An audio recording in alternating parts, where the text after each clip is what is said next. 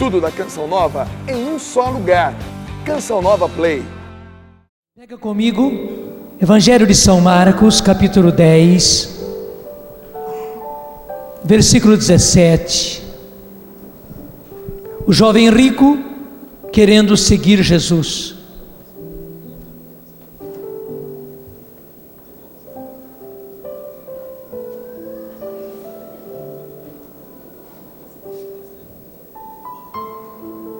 Evangelho de São Marcos, capítulo 10, versículo 17. Ele está no Evangelho de Mateus também, ele está no Evangelho de São Lucas também, mas vamos ler no Evangelho de São Marcos 10, 17.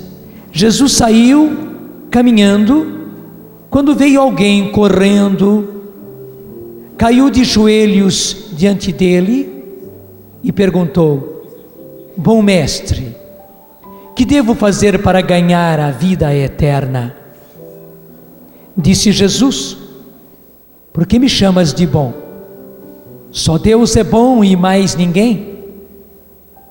Conheces os mandamentos: não matarás, não cometerás adultério, não roubarás, não levantarás falso testemunho, não prejudicarás ninguém, honra teu pai e tua mãe.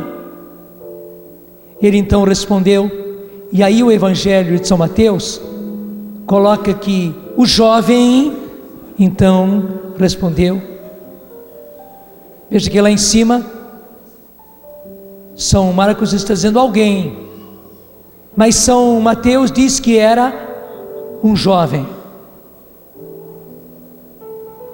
Ele então respondeu: Mestre, tudo isso eu tenho observado desde a minha juventude. Jesus, olhando bem para ele, disse-lhe com amor. E ficou muito boa essa tradução. Eu não vi nenhuma outra tradução assim, só nessa tradução da CNBB, que diz com muito amor, com amor. Jesus, olhando bem para ele, disse-lhe com amor. E porque Jesus olhou para ele, olhou fixamente e olhou com amor? Porque Jesus viu que aquele jovem respondeu era correto. Ele havia observado todos os mandamentos e desde a sua meninice, desde menininho, ele tinha observado todos esses mandamentos. Jesus viu que aquilo era sincero, que aquilo era verdadeiro. Por isso Jesus olhou para ele e olhou com amor. Só te falta uma coisa. Vai, vende tudo que tens, dá o dinheiro aos pobres e terás um tesouro no céu. Depois vem e segue-me. Ao ouvir isso, ele ficou pesaroso por causa desta palavra e foi embora cheio de tristeza, porque possuía muitos bens. E você pode imaginar que não somente naquele momento, aquele jovem ficou sem paz, perdeu a paz e ficou sem paz. Mas a partir daquele momento, é muito provável, aquele jovem e depois aquele homem não teve mais paz, não teve mais paz, não teve mais paz. Porque ele tinha tudo.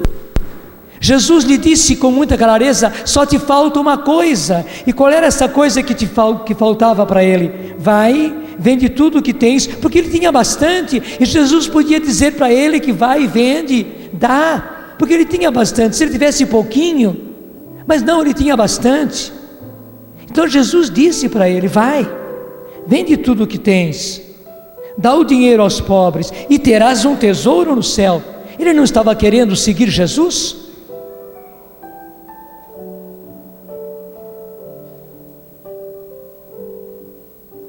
Depois vem e segue-me. Só que era preciso fazer isto antes. Sem fazer isso, não era possível. Então, ao ouvir isso, ele ficou pesaroso, triste, certamente abaixou a cabeça e foi embora, cheio de tristeza, pois possuía muitos bens. E eu preciso dizer a você que não há vocação que não custe. Não há vocação que não exija renúncia. É preciso renunciar, porque veja bem, nós muitas vezes nos fixamos no fato de ser um jovem rico, de ter muitos bens. Então nós nos fixamos apenas nisso, que é preciso deixar as riquezas, mas não, cada um tem que deixar algo.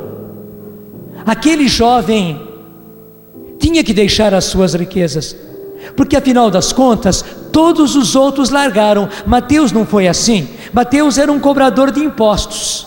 Na hora que Jesus chamou, ele ficou como que eletrizado. Ele largou tudo, largou as notas que ele tomava, porque ele tinha que deixar tudo bem anotado, deixou o dinheiro, deixou tudo.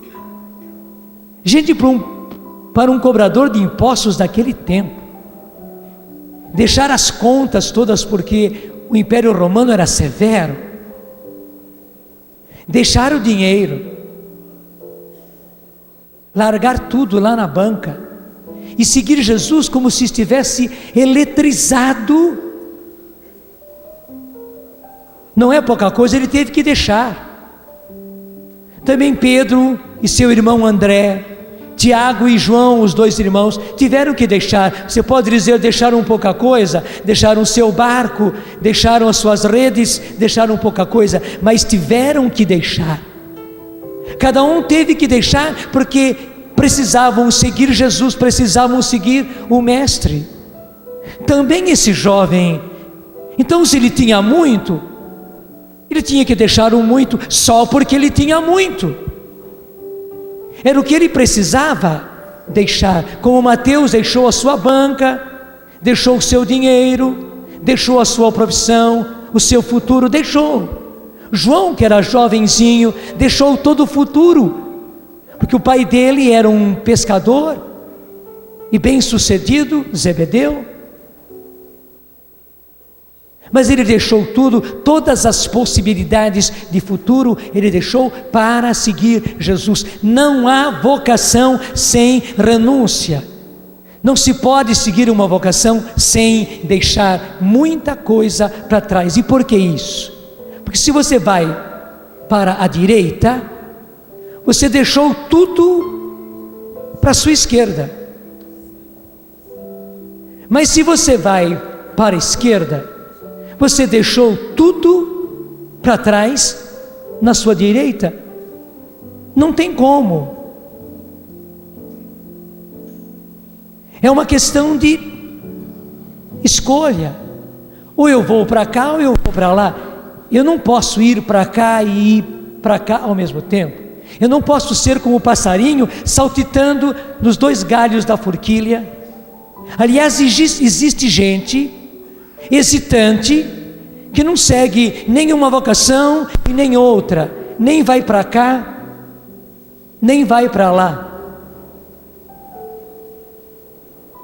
Essa pessoa acaba se tornando um infeliz, sem paz nenhuma, porque as coisas já começam dentro dele. Eu quero que você entenda, e nós estamos pouco a pouco durante esse acampamento mostrando, que a paz, gente, não é uma coisa de fora, e nós não recebemos paz por coisas de fora, nem perdemos a paz por coisas de fora. Na verdade, se perde a paz por coisas de dentro, e o fundamental e o essencial está lá dentro. E quando se perde a paz dentro, mesmo que fora esteja tudo tranquilo, tudo 100%, tudo do jeito que você gosta, Você não tem paz porque no seu interior as coisas não estão resolvidas. E ao contrário, se as coisas estão resolvidas no seu interior, no seu coração, por mais dificuldade que haja exteriormente, por mais problemas que você esteja enfrentando fora de você, você tem paz. Porque é lindo, a paz não é ausência de problemas, não é. Bem ao contrário, se nós fôssemos querer uma paz com ausência de problemas, era impossível ser cristão, era impossível seguir uma vocação cristã, porque a vocação cristã está cheia de problemas, cheia de lutas, cheia de renúncias, e a renúncia é renúncia. Assim como não tem sofrimento sem sofrimento, assim como não há cruz sem cruz, assim como não existe humildade sem humilhação, não há renúncia sem renúncia, não há renúncia sem abrir mão. Porque afinal das contas, até existe aquela outra música, me dá o Ré maior aí.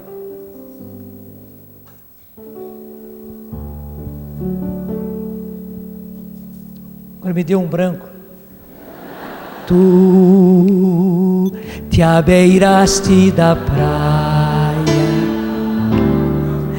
não buscaste nem sábios nem ricos, somente quer que eu te siga.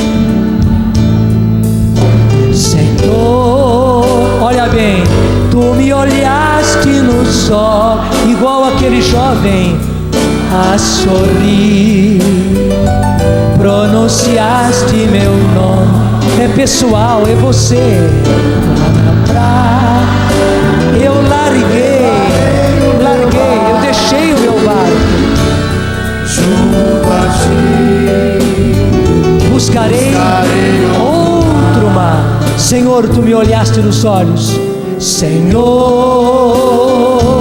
tu me olhaste nos olhos a sorrir com muito amor, pronunciaste meu nome. Onde? Lá na praia. Eu larguei, eu deixei junto a ti, seguirei, buscarei outro mar. Veja bem, lá na praia eu larguei o meu barco. Largar é largar.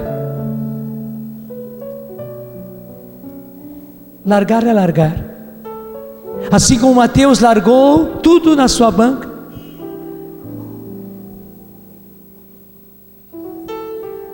eu larguei o meu barco. É preciso largar o barco. Junto a ti buscarei outro mar. Você não pode mais navegar nos mesmos mares. A sua praia não é mais aí, a sua praia é outro, o seu mar é outro. E você precisa ir para o alto mar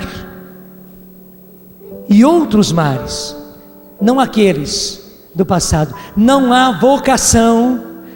vocação onde não se precise deixar o barco lá na praia. Até outra canção, né? Há um barco esquecido na praia, não é? Há um barco esquecido na praia. Isto é. Tem que esquecer o barco, tem que deixar o barco lá. Isto. Tem que deixar o barco para lá. Tem que seguir, tem que buscar outro mar. Como é que é a letra disso? Há um barco esquecido na praia, um barco esquecido na praia.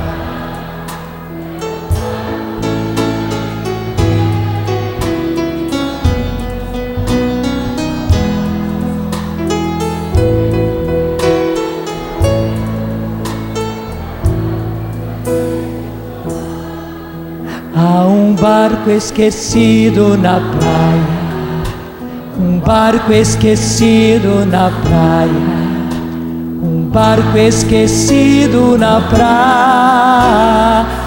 Há um barco esquecido na praia, Um barco esquecido na praia. Um barco esquecido na praia. Você tem que esquecer esse barco. Há um barco que você tem que esquecer. Há um barco que você tem que esquecer. Tem que deixar para trás. Não dá para você seguir a sua vocação. Não dá para você ir para buscar outros mares sem deixar este barco. Sem deixar este barco. Não tem como. Deixa eu dizer uma outra coisa. Em geral, quando se olha para a vocação, se olha só a vocação de ser padre, de ser religiosa, de ser religioso. E agora, graças a Deus, nesses últimos 25 anos, graças a Deus, a Canção Nova é a primeira comunidade de vida do Brasil. Tivemos a graça, é graça. Depois desses anos, muita gente também percebeu e está seguindo a vocação de deixar tudo e entregar a sua vida numa comunidade, como é a Canção Nova, como é o Shalom, como são tantas comunidades lindas que existem por aí, onde as pessoas se consagram. Interessante, quando eu fiz a proposta, e já se completaram 24 anos, nós começamos o 25º ano, quando eu fiz o desafio. E qual era o desafio?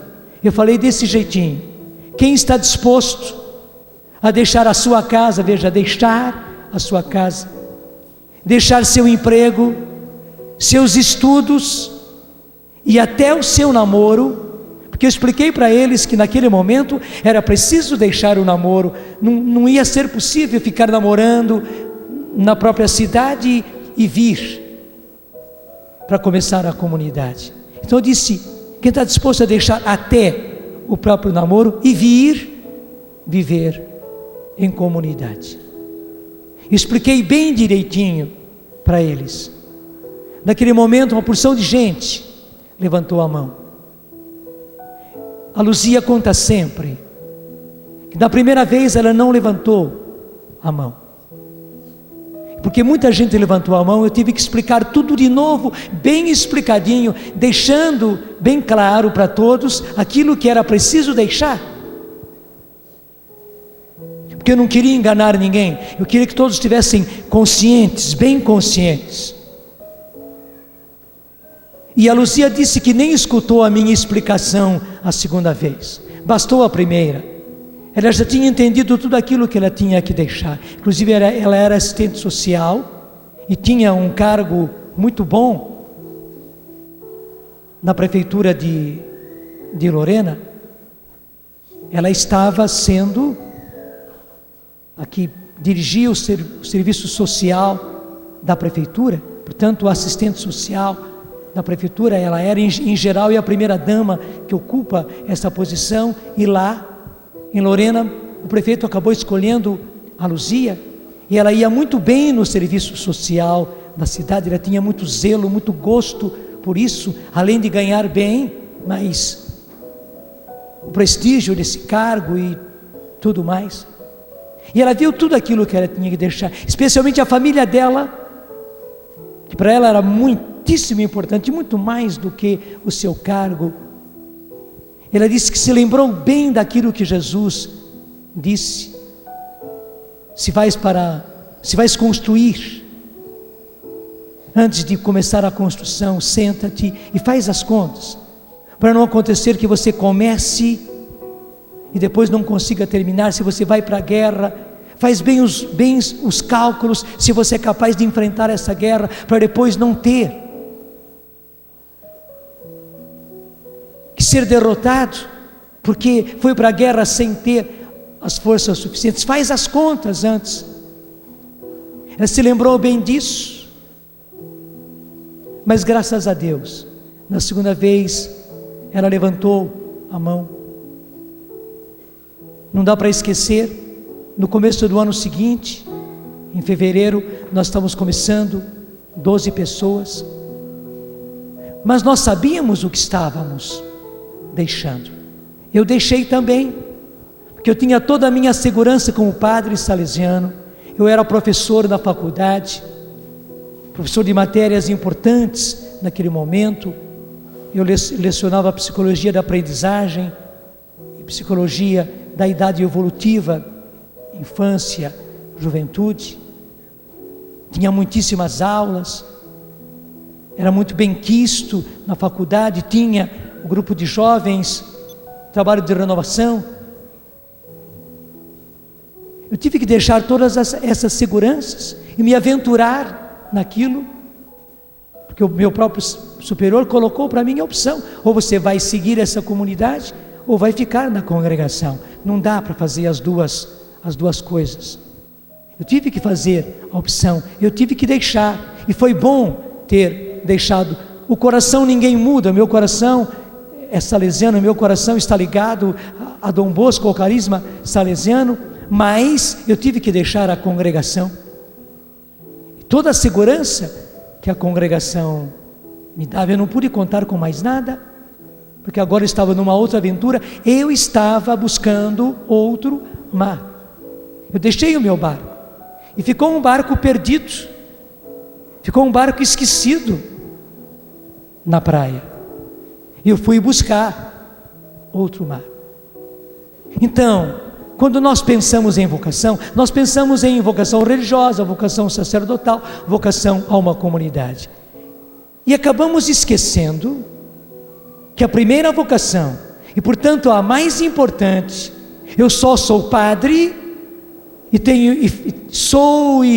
e faço tudo aquilo que hoje Deus colocou nas minhas mãos, porque meu pai e minha mãe seguiram corajosamente, assumiram e viveram a vocação deles ao matrimônio. Não haveria vocação sacerdotal, não haveria vocação religiosa, não haveria vocação a uma comunidade se não houvesse a vocação ao matrimônio. E se os nossos pais não seguissem, não assumissem, não vivessem a sua vocação ao matrimônio, é a primeira vocação. E não é pelo fato de ser a primeira que ela é a menos importante, ao contrário, me parece que o primeiro é o mais importante. Só que infelizmente o diabo é tão esperto que ele disfarça tudo, ele falseia tudo e acaba convencendo as pessoas que a vocação ao sacerdócio tem que ser levada com seriedade. Então o rapaz que vai para o seminário tem que ser sério, tem que ser disciplinado, tem que estudar, tem que comportar-se, não pode ficar namoriscando, porque ele vai ter que viver não apenas a castidade, mas também o celibato, e a gente não admite um seminarista mais ou menos, porque ele vai ser padre, igualmente uma religiosa, igualmente um jovem, um rapaz, uma menina que vai para uma comunidade. Mas a gente acha que, aí é o importante, que a vocação ao matrimônio pode ser levada na banguela, no mais ou menos, tanto faz, tanto fez, tanto faz, tanto fez.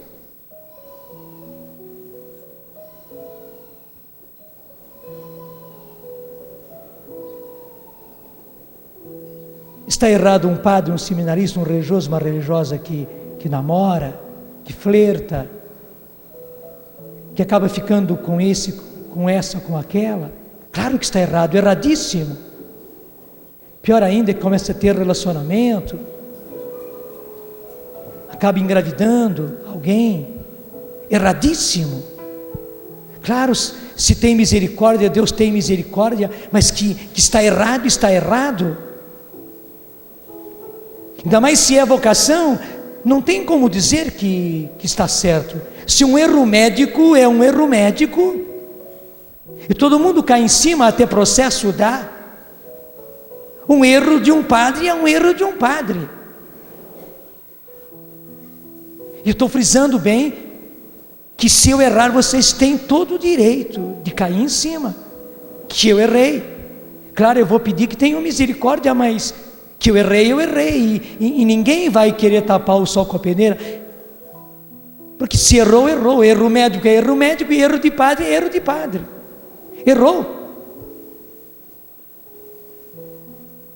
Mas por isso, eu frisei bem isso, eu calquei as tintas para dizer, também no matrimônio,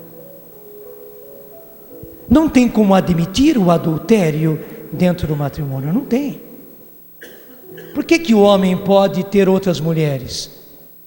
Por que o homem, além de ter a própria esposa, ele pode ter aventuras aqui e ali? De jeito nenhum. Porque afinal das contas, o matrimônio é um sacramento, como a ordem é um sacramento. E em ordem de sacramento, os dois são iguais.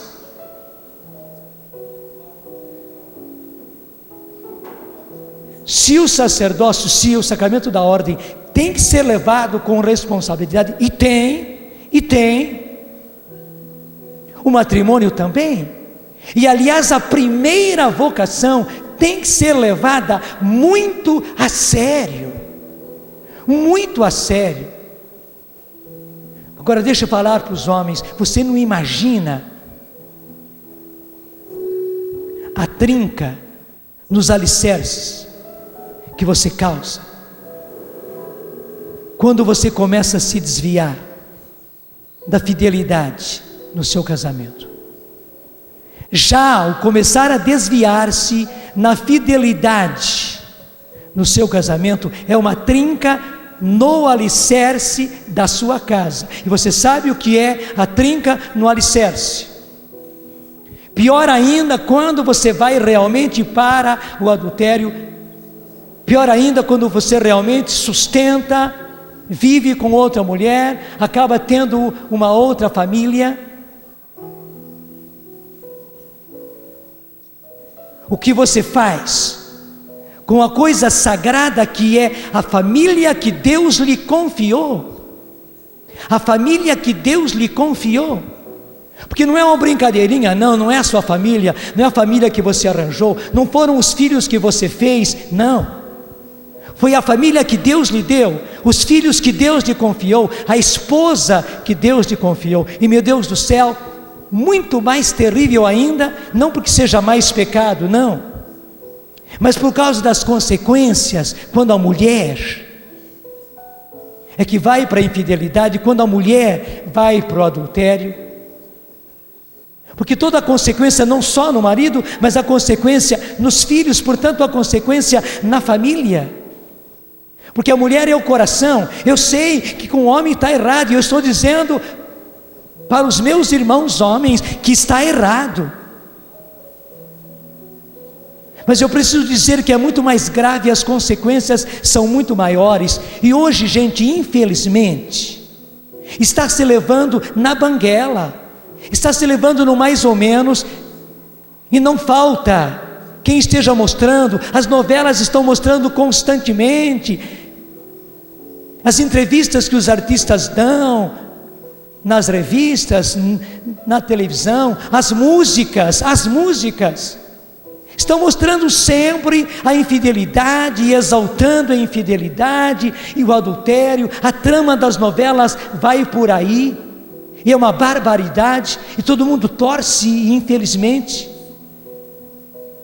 e torce sempre para o errado, porque eles sabem pintar bem as coisas, eles sabem jogar as emoções, sabem jogar os sentimentos, de maneira que as pessoas sentimentalmente começam a torcer por aquele e por aquela, e torcer para que eles acabem ficando juntos, embora estejam de maneira totalmente errada, embora achincalharam a própria família.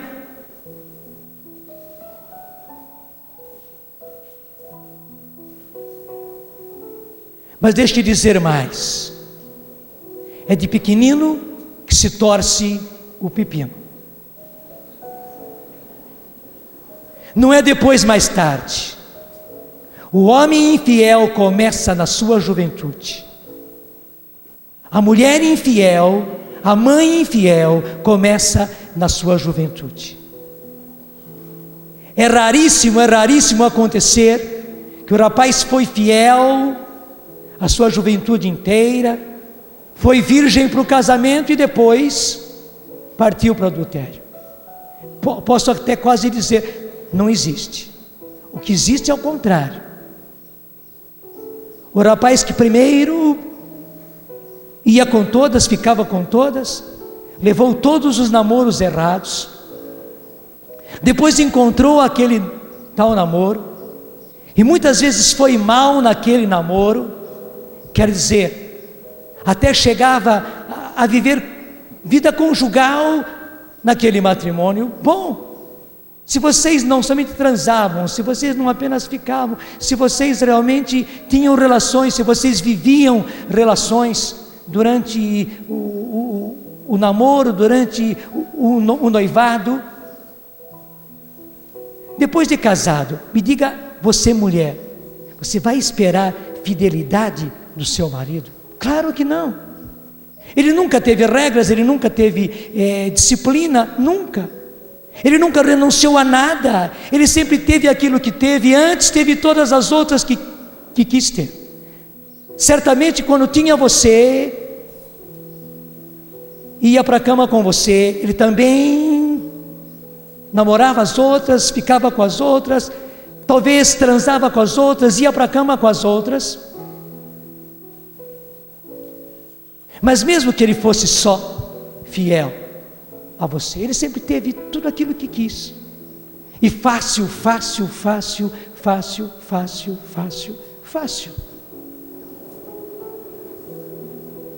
Você espera que ele seja fiel depois? Pode contar com a infidelidade dele.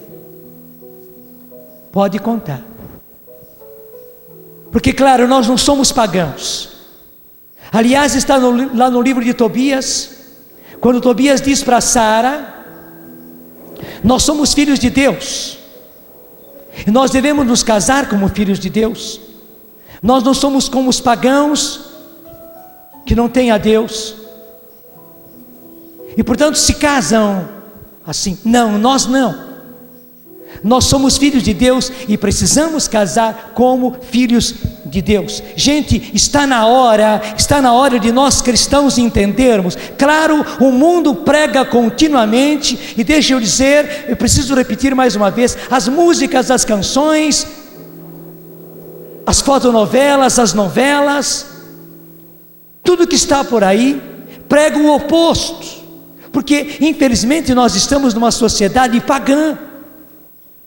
Mas Deus, graças a Deus, está escolhendo no meio disso tudo os seus, aqueles que entenderam que são filhos de Deus, aqueles que entenderam que são cristãos, aqueles que assumiram viver a vida cristã. E é lindo, é maravilhoso ser cristão, é maravilhoso seguir a própria vida cristã.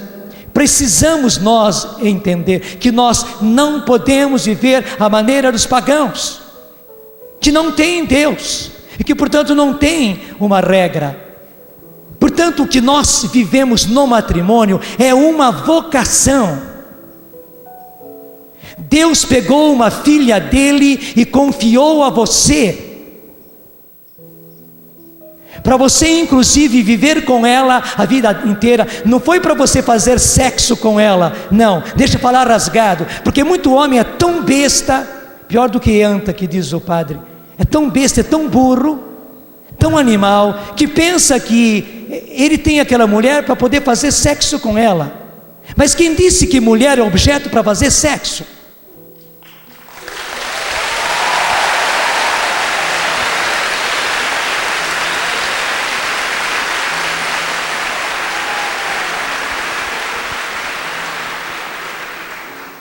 Deus pegou uma filha dele, e veja o cuidado que nós temos com as nossas filhas.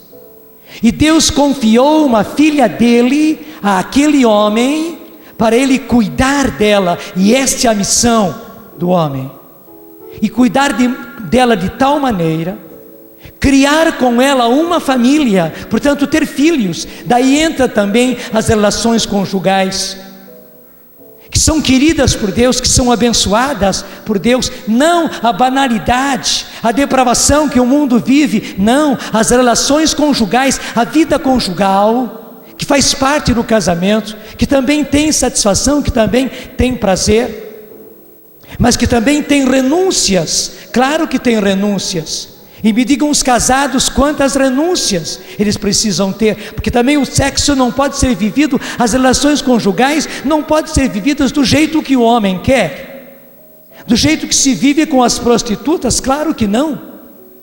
Porque muito homem quer fazer na sua casa, no seu leito nupcial, aquilo que se vive nos bordéis, aquilo que se vive nos motéis com mulheres da rua. Me desculpe. O que Deus confiou a você é algo sagrado. Deus confiou a você o sacramento do matrimônio. Deus confiou a você uma filha. Deus confiou a você uma família. E tudo isso é sagrado. E Deus confiou a você aquela filha dele, para você levá-la para o céu, e levar os filhos de vocês, a família inteira. E eu sempre mostro isso como um arranjo de flores, como esse que está aqui. Um arranjo de flores como esse que está aqui. Deixa eu sentar aqui pertinho, assim eu posso ficar falando um pouco perto deste arranjo de flores. Está aqui, gente, olha, ao seu lado, desse jeitinho como eu estou, está ao seu lado um arranjo de flores lindo assim, variegado desse jeito, porque os filhos são bem diferentes. E todo esse ramalhete de flores, todo esse arranjo de flores, que é a sua família, é feito todinho, foi entregue para você a responsabilidade de levar todo esse arranjo para o céu. Não é pouca coisa. E ao mesmo tempo é lindo. Gente, o matrimônio é uma vocação. Se a vocação ao sacerdócio é linda, veja a vocação ao matrimônio. Veja a vocação ao matrimônio. Porque até deixa eu dizer, nós padres trabalhamos bastante para levar as pessoas para o céu, mas eu diria, o nosso trabalho, ele é mais externo. Nem sei se eu sou capaz de explicar. O pai, a mãe, não, eles trabalham dentro, eles trabalham ali corpo a corpo. Primeiro ele e ela trabalham corpo a corpo, um com o outro, para levar um ao outro para o céu. Trabalham aí pai e mãe corpo a corpo com seus filhos. E que trabalho que dá isso? Claro que dá. Eu repito para você, não há vocação sem renúncia. Aquele jovem rico precisava renunciar aos bens que ele tinha. Qualquer pai, qualquer mãe precisa renunciar a muitas coisas. É próprio do ser pai, do ser mãe, a renunciar a muitas coisas e ter muito sofrimento, muita dor, muita cruz, muitos problemas, para criar essa família. E não apenas sustentar, dar comida, dar escola, dar roupa, fazer casar e pronto, não, para fazê-los chegar ao céu. João Paulo II já canonizou, já beatificou o primeiro casal, ele e ela, e ele frisou que estava beatificando aquele casal, porque foi do casamento, do matrimônio, que eles auriram, que eles retiraram a própria santificação, tornaram-se santos através do matrimônio, através da família, dos sofrimentos, dos reveses, dos problemas, da fidelidade de vida. Eu acredito que João Paulo II quer também não apenas beatificar e canonizar casais, é que ele tem que começar por aí. Ele quereria canonizar também famílias, e que beleza quando nós tivermos, esse é um sonho meu, ver famílias canonizadas, onde pai, mãe e filhos possam ser canonizados pela vida santa que viveram. Claro, uma vida suada, cheia de problemas como o do meu pai e da minha mãe, e nós irmãos, que demos trabalhos para os nossos pais, demos trabalho para eles, e de certa maneira eles estão no céu, mas nós continuamos tendo os nossos problemas. Deus quer que através de tudo isto se forme uma família santa, de maneira que se pudesse canonizar uma família inteirinha, mas veja, canonizada ou não canonizada, de serem santos de altar, mas canonizados porque todos eles foram para o céu. E veja que tristeza, porque lá no céu cada um tem o seu lugar. O arranjo só é completo, se é bonito, se estiverem todos. Pensa só, dá uma olhada para a sua família. Quem você quer que seja de fora?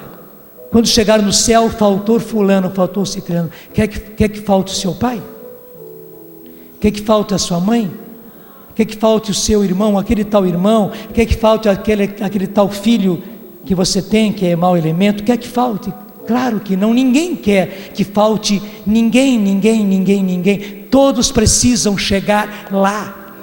E deixa eu dizer, gente, sem renúncia isso não vai acontecer. E repito, é de pequenino que se torce o pepino.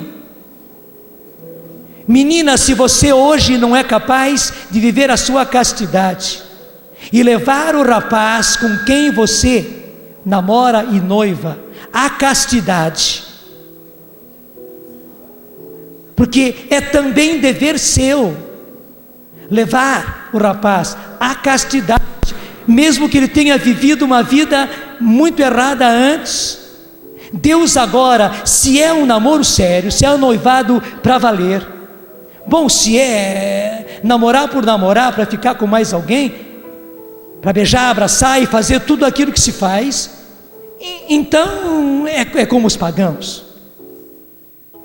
Mas se é namoro para valer, se é para matrimônio, se é para isso que eu estou mostrando aqui, é que Deus confiou a você aquele rapaz, mesmo que ele tenha tido uma vida errada antes.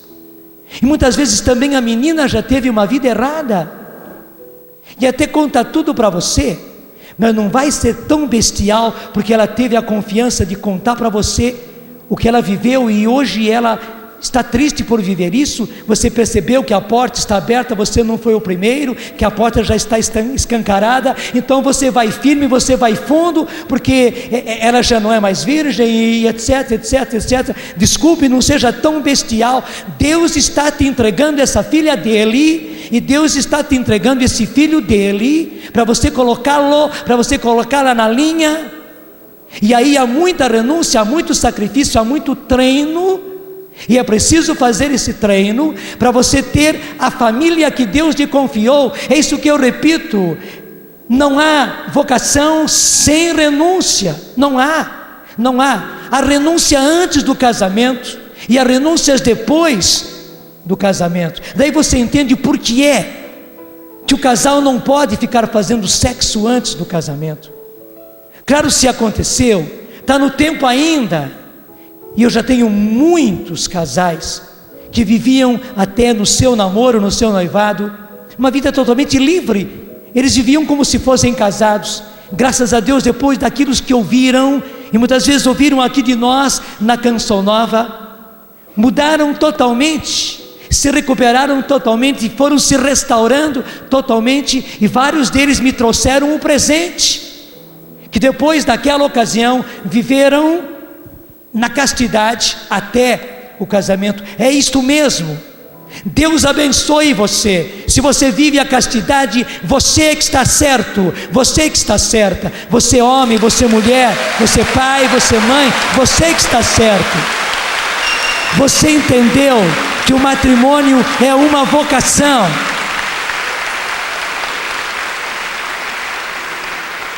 Que custa, que tem renúncia, mas eu quero repetir para você, não tem vocação, e deixa eu dizer, a primeira vocação, que é a vocação ao matrimônio, ela exige muitas renúncias, e sem renúncia você não vai conseguir.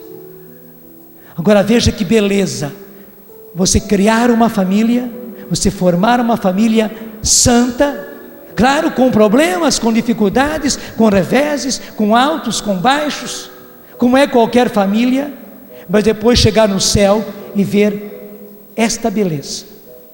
É para isso que Deus chama você.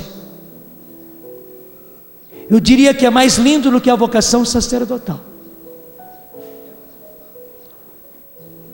Eu posso dizer que é mais lindo do que a vocação à vida religiosa, porque também os religiosos e os padres, as religiosas e as irmãs e os que vão para a comunidade virão destas famílias.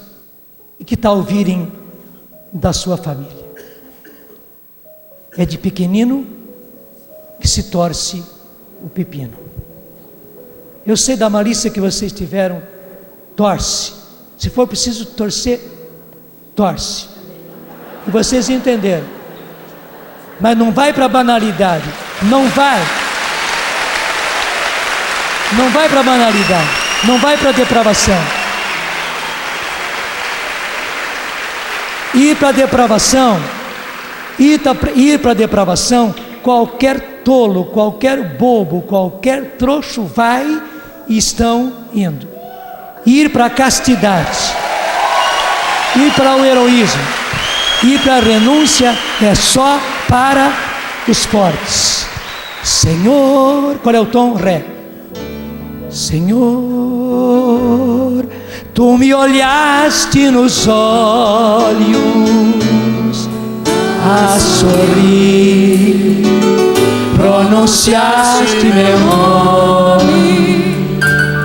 Lá na praia eu larguei o meu barco junto a ti, buscarei outro mar.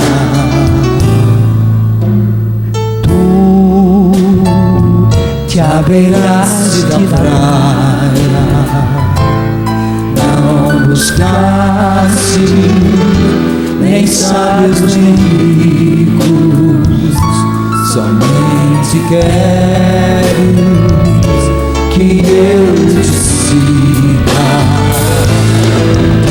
Senhor, tu me olhaste nos olhos a sorrir, pronunciaste meu nome.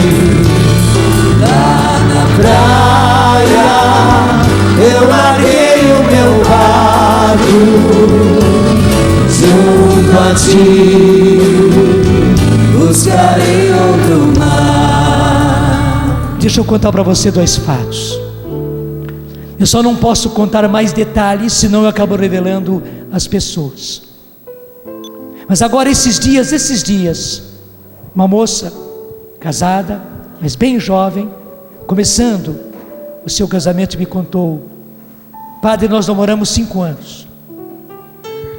E antes de começarmos a namorar, o meu namorado, que depois foi meu marido, vivia uma vida muito livre, muito errada, até complicou a própria vida por causa do que ele vivia. Mas ela me disse: ele encontrou a canção nova.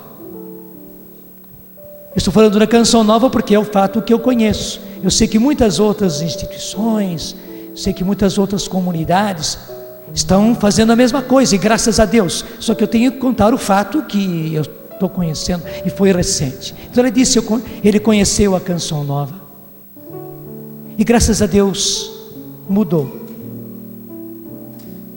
E quando ele começou a me namorar, ele me levou para a canção nova, e eu o levei para a castidade. E disse ela: padre, nós vivemos 5 anos de namoro com esse rapaz que eu sabia que tinha essa vida toda, e eu casei virgem. Eu fui a primeira mulher da vida dele. Ela dizia isso com lágrimas. Eu só pude dar os parabéns a ela.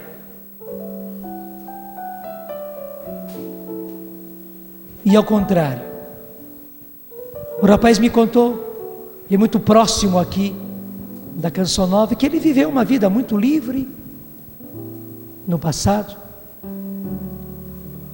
Começou a namorar uma moça e, afinal das contas, queria namorar com ela como namorou com todas as outras. Só que ela disse, comigo não. E ele usou de todos os argumentos, mas por que com você não? O que você é mais do que as outras? Afinal das contas, você não é mulher, você...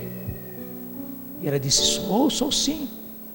Tanto que estou namorando com você e estou disposta a namorar com você. Somente que, entre nós, não. O rapaz teve que engolir seco. Ele me contava que não foi fácil. Ela já participava aqui da Canção Nova, e não somente foi namorando a ele, mas o foi aproximando cada vez mais da Canção Nova, das pregações. E graças a Deus, rapidamente ele adentrou, começou a trazer também toda a família dele, e tiveram um namoro longo, tiveram 7 anos de namoro. E eles puderam testemunhar. Ela foi virgem para o casamento, e ele foi virgem a partir do momento que começou a namorar com ela.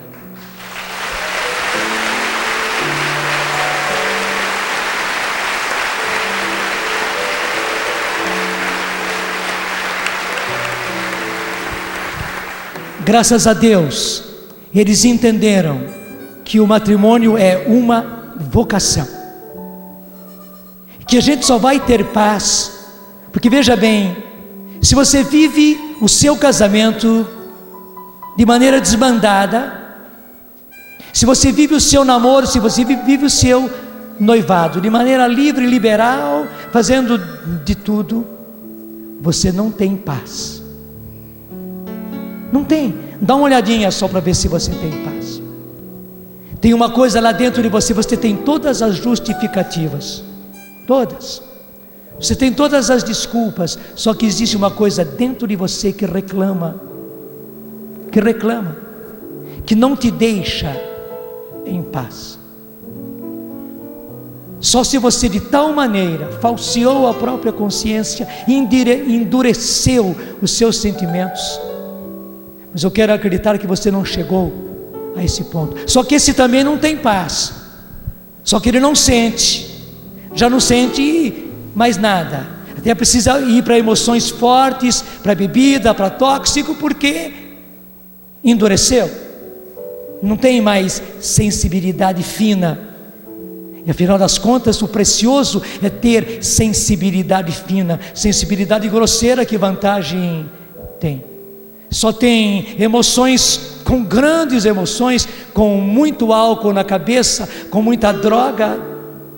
Até eu pergunto, que emoções são essas? Que alegria isso traz? Que felicidade traz? Traz algum prazer? Mas alegria e felicidade? Não. Se a gente não assume a própria vocação, não tem paz. O que você queria dizer, Ricardo? Vai dizendo. Eu queria dizer que o Padre Jonas está falando tudo isso a homens e mulheres, rapazes, jovens, bem jovenzinhos, até crianças aqui no nosso meio. Jesus está falando, Padre Jonas está falando, a gente pode até dizer, né, que Jesus está falando através do Padre Jonas a pessoas que se encontram com Deus. O que eu quero dizer? É que enquanto o Padre Jonas foi falando, o Espírito Santo foi dizendo aqui dentro de mim, e eu vim falar agora. É porque a paz não é um projeto, a paz não é uma decisão, a paz é uma pessoa. Amém. A paz é Jesus, com quem Amém. Eu me encontro e resolvo Amém. Segui-lo. Ele Amém. É a paz.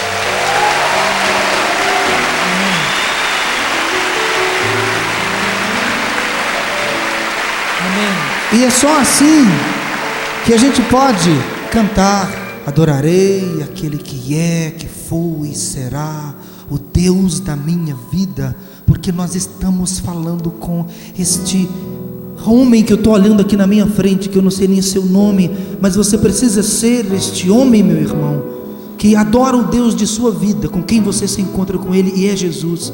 Jesus, Ele é a paz.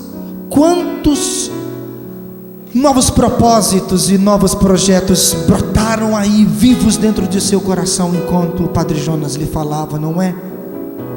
Um novo propósito, no mínimo existe um novo propósito aí dentro de você, uma nova iniciativa, uma guinada. Eu não quero dar banho de água gelada em você de jeito nenhum, mas eu digo que a sua paz não é este seu propósito, mas é este seu propósito, porque você é alguém que se encontra com aquele que é a paz. A paz não é uma campanha, a paz não é um cessar-fogo, a paz não é um desarmamento do mundo inteiro. A paz é alguém, a paz é um nome, a paz é Jesus com quem eu me encontro. E se você não se encontra com Jesus que é a paz, quando a sua vocação, como tão bem o Padre Jonas nos explicou, quando a sua vocação exigir de você renúncia, sofrimento, dor, doenças, perda de pessoas queridas, você não vai ter paz. Desculpa, mas eu preciso ser muito sincero com você. Mas você terá paz sim, porque você haverá de ser, por hoje e pelo resto de sua vida, um homem e uma mulher que se encontra com Jesus, porque a paz não é um projeto, a paz não é um slogan, nem é uma música bonita, a paz não é uma campanha política, a paz é alguém, a paz tem um nome, a paz é Jesus com quem eu me encontro e resolvo segui-lo com todas as suas consequências. Esta é a paz que a Canção Nova quer semear em você.